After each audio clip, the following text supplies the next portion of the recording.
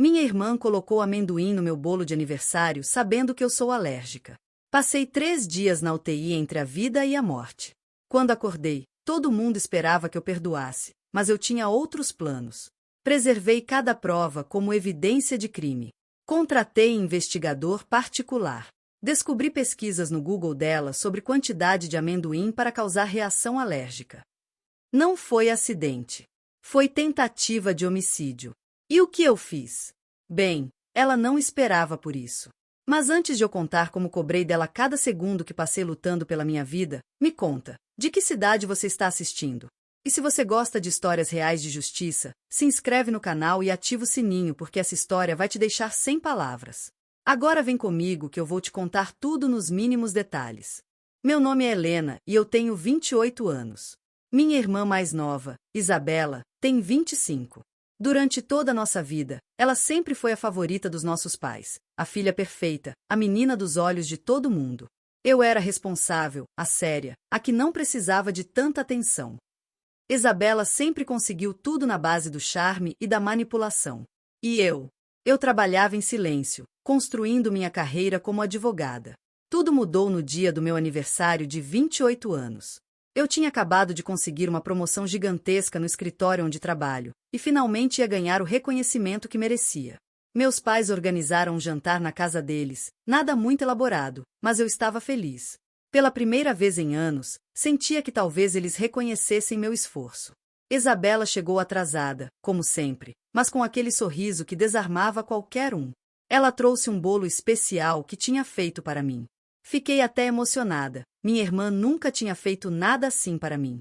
O bolo era lindo, coberto com morangos, exatamente do jeito que eu gosto. Ela insistiu que eu comesse o primeiro pedaço na frente de todos. Comi. E em menos de 15 minutos, meu corpo começou a reagir. Minha garganta fechou, minha pele ficou coberta de urticária, e eu comecei a sentir que estava morrendo. Literalmente morrendo. Eu sou gravemente alérgica a amendoim, e aquela maldita tinha colocado pasta de amendoim dentro do recheio do bolo. Todo mundo sabia da minha alergia. Todo mundo.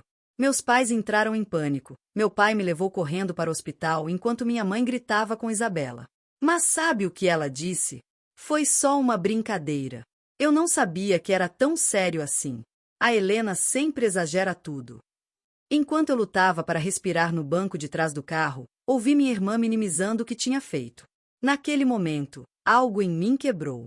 Passei 3 dias internada na UTI. 3 dias entre a vida e a morte porque minha irmã achou engraçado testar se minha alergia era real. Os médicos disseram que se eu tivesse demorado mais 5 minutos para chegar ao hospital, eu teria morrido. 5 minutos. Enquanto estava naquela cama, conectada a tubos e máquinas, eu tive muito tempo para pensar. E foi aí que decidi, Isabela não ia sair impune dessa vez. Quando recebi alta, comecei a agir. Primeiro, solicitei uma cópia completa do meu prontuário médico, incluindo o laudo que descrevia a anafilaxia severa causada por ingestão de amendoim. Depois, pedi ao meu pai para guardar o que sobrou do bolo. Ele estava confuso, mas fez o que pedi. Mandei uma amostra para análise laboratorial particular. O resultado? Confirmou a presença de amendoim em quantidade suficiente para ser letal para alguém com minha condição. Mas eu não parei por aí. Isabela tinha o costume de documentar tudo nas redes sociais. Fui nas postagens dela e salvei um vídeo que ela tinha postado 2 dias antes do meu aniversário, onde ela aparecia na cozinha dizendo fazendo um bolo especial para minha irmã, ela vai amar a surpresa. A legenda? Às vezes as melhores surpresas são as que ninguém espera. Eu salvei tudo. Prints, vídeos, conversas. Durante meu período de recuperação, Isabela mal apareceu. Mandou uma mensagem genérica desejando melhoras e dizendo que estava muito ocupada com trabalho. Trabalho? Ela mal conseguia manter um emprego por mais de 6 meses. Mas meus pais, claro, fizeram de tudo para defendê-la. Foi um acidente, Helena. Sua irmã está arrasada. Você precisa perdoá-la. Perdoar? Eu quase morri. E eles queriam que eu perdoasse como se ela tivesse apenas quebrado um copo? Foi nesse momento que percebi que precisava fazer mais do que apenas juntar provas. Eu precisava que ela sentisse as consequências reais dos seus atos. Então, comecei a segunda fase do meu plano. Contratei um investigador particular. Sim, eu investi dinheiro nisso. Queria saber exatamente o que Isabela tinha feito nas semanas antes do meu aniversário. O que ele descobriu me deixou sem palavras. Minha querida irmãzinha tinha pesquisado no Google coisas como quantidade de amendoim para causar reação alérgica e sintomas de alergia grave a amendoim. Ela também tinha visitado um fórum online onde pessoas discutiam alergias alimentares. Não foi um acidente. Foi premeditado. Ela sabia exatamente o que estava fazendo.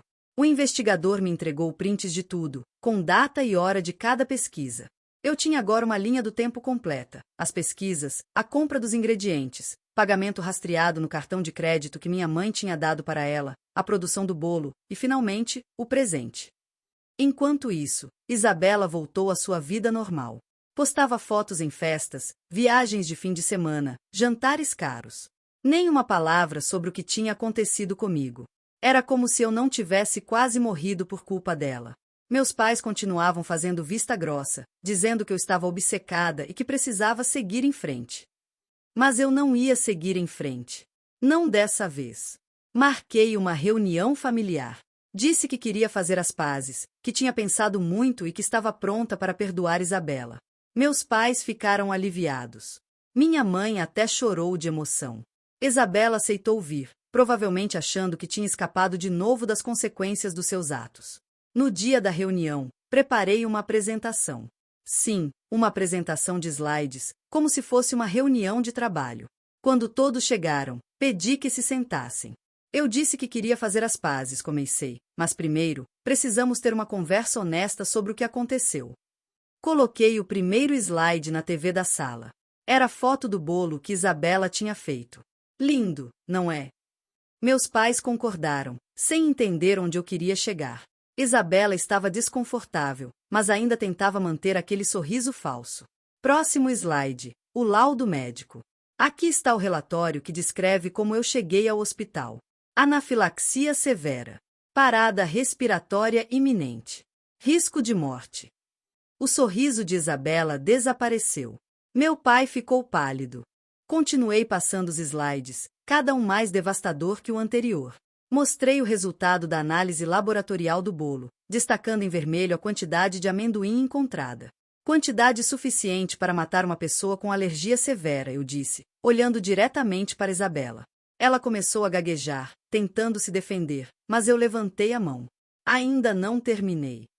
Próximo slide. Prints das pesquisas do Google dela. A sala ficou em silêncio absoluto. Minha mãe levou a mão à boca. Meu pai se levantou da cadeira, incrédulo. Quantidade de amendoim para causar reação alérgica, li em voz alta. Pesquisado 3 dias antes do meu aniversário. Isabela estava branca como papel. Eu só queria saber, para ter certeza de não colocar sem querer. A voz dela tremeu. Mas eu estava apenas começando. Mostrei o vídeo que ela tinha postado nas redes sociais, onde falava sobre a surpresa que estava preparando. Depois, mostrei a linha do tempo completa, as pesquisas, a compra dos ingredientes em uma loja especializada. Ela tinha que ir longe para encontrar pasta de amendoim da marca específica que comprou, a preparação do bolo e, finalmente, a insistência para que eu comece o primeiro pedaço. Isso não foi um acidente, declarei. Foi uma tentativa de homicídio. A palavra caiu na sala como uma bomba. Minha mãe começou a chorar. Meu pai olhava para Isabela como se nunca tivesse visto antes. E ela finalmente perdeu a compostura. Você está louca. Eu nunca tentaria te matar. Foi uma brincadeira que deu errado. Ela gritou, se levantando. Mas eu estava preparada para essa reação. Peguei minha pasta e coloquei um documento na mesa. Era uma notificação extrajudicial que meu escritório tinha preparado. Isso é uma notificação, expliquei calmamente, minha voz fria como gelo. Você tem 2 opções, Isabela. Opção 1. Eu levo esse caso para a justiça criminal. Com todas essas provas, você provavelmente vai responder por tentativa de homicídio. Pode pegar de 12 a 30 anos de prisão. Ou opção 2. Você assina esse acordo onde admite o que fez, paga todas as minhas despesas médicas, mais uma indenização por danos morais e físicos, e se compromete a fazer terapia obrigatória por no mínimo 2 anos. A sala explodiu. Minha mãe gritava que eu estava sendo cruel, que Isabela era minha irmã, que família não se faz isso. Meu pai estava em choque, sem saber para que lado ir. E Isabela? Isabela entrou em colapso, chorando e implorando perdão. Mas eu não estava jogando. Peguei meu telefone e mostrei a tela para todos. Eu já tenho um advogado diferente preparado para entrar com ação criminal amanhã de manhã, caso ela não assine até meia-noite de hoje. A escolha é dela. As horas seguintes foram caóticas. Minha mãe tentou me convencer a desistir, dizendo que eu estava destruindo a família. Meu pai ficou quieto, claramente dividido entre proteger sua filha favorita e reconhecer que eu estava certa. Isabela chorou, gritou, me chamou de psicopata, disse que eu sempre tive inveja dela, que estava usando isso como vingança por anos de ressentimento. E sabe de uma coisa? Ela tinha razão. Em parte. Eu estava ressentida. Anos sendo ignorada, minimizada, colocada em segundo plano enquanto ela recebia todo o amor e atenção. Mas isso não mudava o fato de que ela tinha tentado me matar. Não mudava o fato de que eu passei 3 dias na UTI. Não mudava nada. Você tem até meia-noite, repeti, impassível. Peguei minhas coisas e saí da casa dos meus pais. Fui para meu apartamento e esperei. Às 23h47, meu telefone tocou. Era a Isabela. Ela queria negociar os termos do acordo. Encontramos em um café 24 horas, com meu advogado presente. Isabela estava destruída, os olhos vermelhos de tanto chorar, a maquiagem borrada. Mas eu não senti pena. Coloquei o acordo na mesa e expliquei cada cláusula. Ela teria que pagar R$ 150 mil de indenização, parcelados em 60 vezes. Teria que fazer terapia com um profissional que eu aprovasse. Teria que postar um pedido público de desculpas nas redes sociais, admitindo o que fez. E, mais importante, teria que ficar longe de mim por no mínimo 5 anos. Isso é abusivo, ela murmurou. Eu não tenho esse dinheiro todo. Eu me inclinei para a frente. Então arrume. Venda suas bolsas de grife, suas joias, aquele carro que nossos pais te deram. Ou vai para a cadeia. A escolha sempre foi sua. Ela assinou. Às 23h58, com a mão tremendo tanto que mal conseguia segurar a caneta, Isabela assinou o acordo. Meu advogado testemunhou, reconheceu firma, e pronto. Estava feito. Eu tinha oficialmente cobrado dela pelas consequências dos seus atos. Nos dias seguintes, a família entrou em colapso total. Minha mãe me ligava chorando, dizendo que eu era cruel e desalmada. Tios e primos tomaram partido, a maioria do lado de Isabela, dizendo que eu estava exagerando. Mas alguns, os que realmente me conheciam, me apoiaram. Eles sabiam como Isabela sempre tinha sido manipuladora, como sempre se safava de tudo.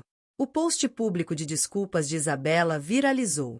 Não porque ela quis, mas porque a verdade sempre chama atenção. Ela teve que admitir, publicamente, que tinha colocado amendoim no meu bolo sabendo da minha alergia, que tinha pesquisado sobre isso antes, e que suas ações quase me mataram.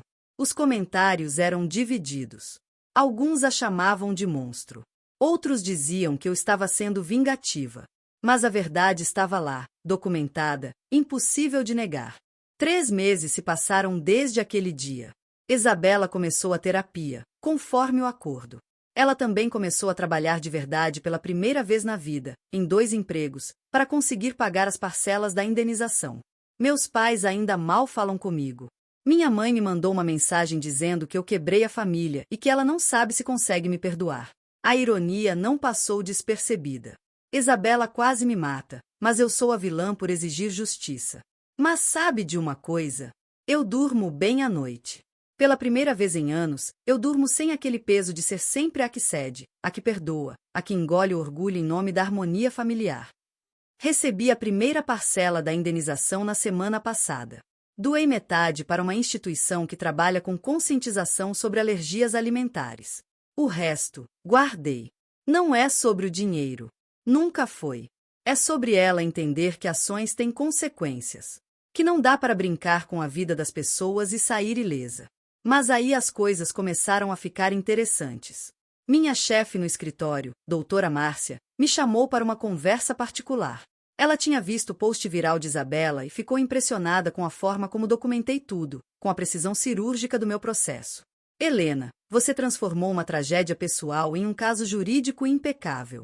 Isso é exatamente o tipo de profissional que queremos liderando nossa nova divisão de litígios complexos. Uma promoção ainda maior. Aumento salarial significativo. Meu próprio time.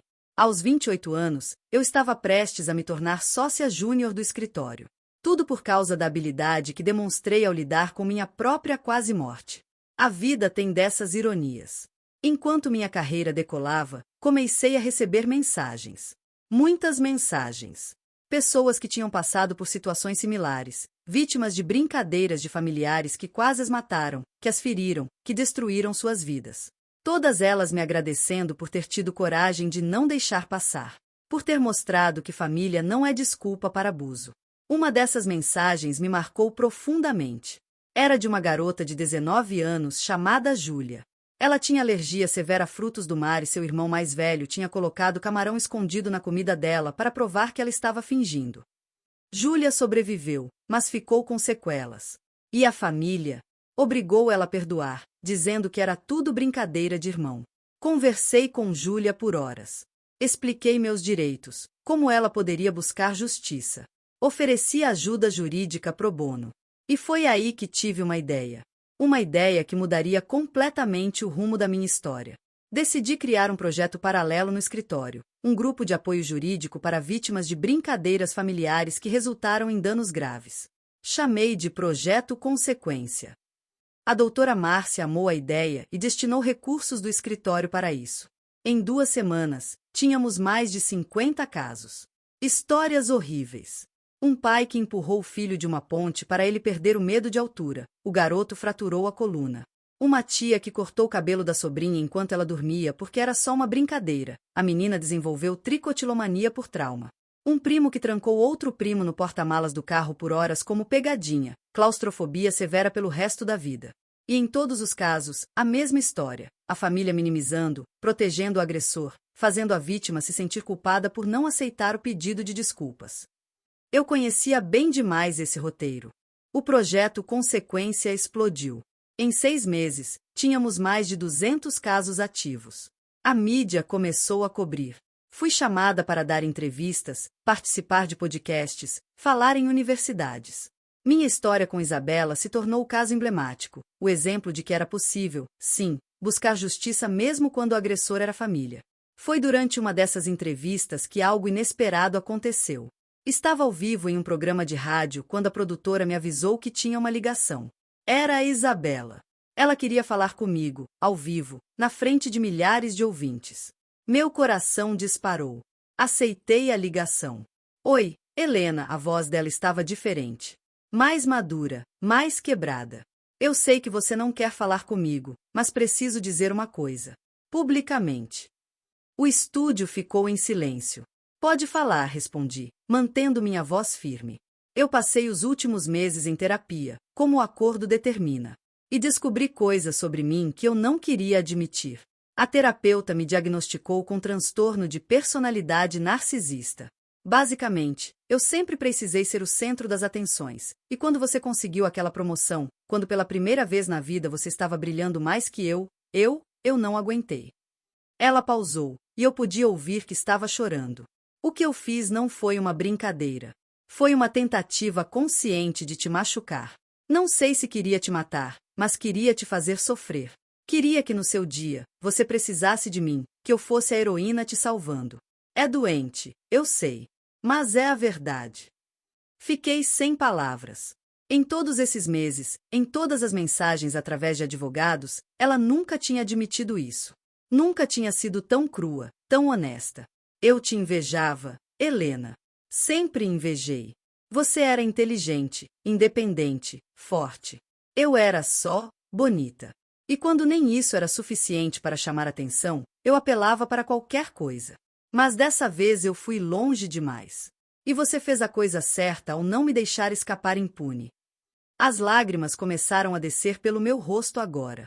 Eu não te perdoo, Isabela disse, minha voz tremendo. Ainda não. Talvez nunca perdoe completamente. Mas eu agradeço por essa honestidade. Eu não espero perdão, ela respondeu.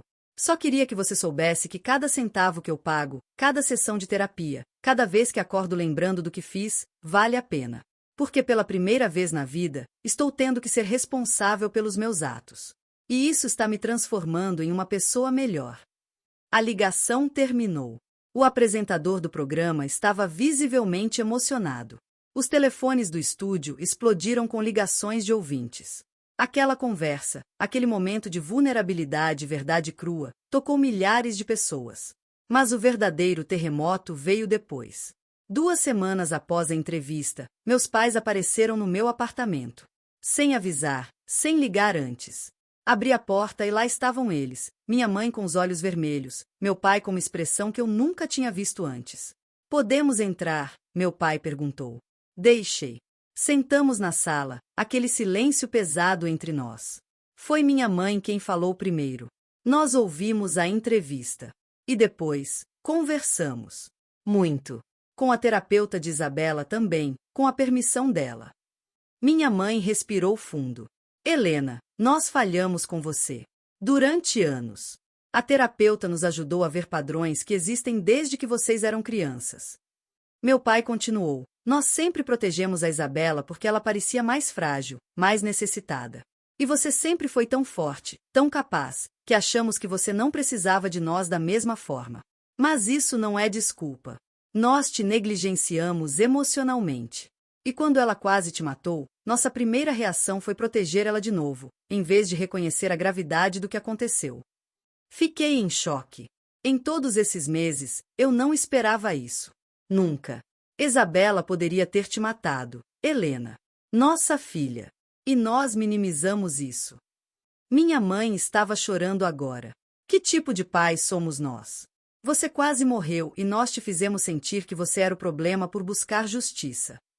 As semanas seguintes foram de reconstrução. Lenta, dolorosa, mas real. Meus pais começaram terapia familiar, algo que eu nunca imaginei que aconteceria. Eles pediram para participar de algumas sessões comigo, se eu quisesse. Aceitei, mas com cautela. Na primeira sessão conjunta, muita coisa veio à tona. Padrões de favorecimento que existiam desde a infância. A forma como eu sempre fui a forte enquanto Isabela era a que precisava de proteção. Como isso nos moldou em pessoas completamente diferentes. Eu, hiperindependente e desconfiada. Ela, dependente e manipuladora. A terapeuta foi direta. Vocês criaram uma dinâmica tóxica onde uma filha podia fazer qualquer coisa sem consequências, enquanto a outra tinha que ser perfeita para receber migalhas de atenção. Isso não é amor. É negligência emocional disfarçada de proteção. Meu pai quebrou naquela sessão. Chorou como eu nunca tinha visto. Pediu desculpas por todos os aniversários onde Isabela roubou a cena, todas as conquistas minhas que foram minimizadas, todos os momentos onde eu precisei ser a adulta da situação. Você era uma criança, Helena, e nós te forçamos a crescer rápido demais. Isabela também começou a aparecer nas sessões, nas que eram apropriadas. Ver minha irmã confrontando seus demônios, admitindo a profundidade da sua inveja e raiva, foi surreal. A terapeuta explicou que o narcisismo dela foi, em parte, uma resposta dinâmica familiar. Ela aprendeu que só recebia amor quando estava em crise ou sendo especial. Mas isso não justifica o que eu fiz, Isabela disse em uma das sessões. Mesmo entendendo de onde veio, eu escolhi colocar amendoim naquele bolo. Eu pesquisei, planejei, executei. Isso foi minha escolha, e eu tenho que viver com isso. O projeto Consequência continuou crescendo. 1 ano depois do incidente, tínhamos ajudado mais de 300 famílias a buscar justiça em casos de abuso disfarçado de brincadeira. Conseguimos mudanças em legislações estaduais, aumentando as penalidades para esse tipo de conduta. Minha história virou um documentário.